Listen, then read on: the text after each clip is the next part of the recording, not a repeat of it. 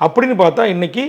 திமுக, அதிமுக ஆக அந்த 2 கட்சிகளோடு சேர்ந்தால்தான் நான் சட்டமன்றத்துக்கோ நாடாளுமன்றத்துக்கோ உள்ளே சென்று நான் சொன்ன இத்தனை பிரச்சனைகளுக்கும் சமரசமற்று நான் ஏற்றுக்கொண்ட கொள்கையில் நின்று, நான் ஏற்றுக்கொண்ட தமிழீழ விடுதலையில் நின்று, நான் ஏற்றுக்கொண்ட தலைவர் பிரபாகரன் என்பதில் இருந்து நான் பணி செய்வதற்கான ஒரு வாய்ப்பு எனக்கு கிடைக்கும். அப்போ அந்த வாய்ப்பை பயன்படுத்தி நான் சொன்ன இந்த 7 கோடி மக்களுடைய பிரச்சனை, இனப்படுகொலைக்கான பிரச்சனை, பொது வாக்கெடுப்புக்கான பிரச்சனை, காவல் நிலைய மரணங்கள், கற்பழிப்பு சம்பவங்கள், இது போன்ற பாலியல் வல்லூறுகள் எங்கும் நீக்கமர நிறைந்து இன்றைக்கு போதைக்கு தமிழ் நாட்டு இளைஞர்கள் அடிமையாகி கொண்டிருக்கிறார்களே, இது குறித்து ஆதாரத்தோடு அங்கு எடுத்து வைத்து பேசுவதற்கு, அதை தடுப்பதற்கு, இன்றைக்கு தொழிலாளர் விரோத சட்டம் கொண்டு வந்த போது அதை எதிர்த்து நின்று வாதாடி தடுப்பதற்கு, இன்றைக்கு இந்த குரலற்ற இந்த மக்களுடைய குரலாய் ஒலிப்பதற்கு ஒரு மக்கள் பிரதிநிதி என்பது தேவைப்படுகிற காரணத்தினாலே நான் அதில்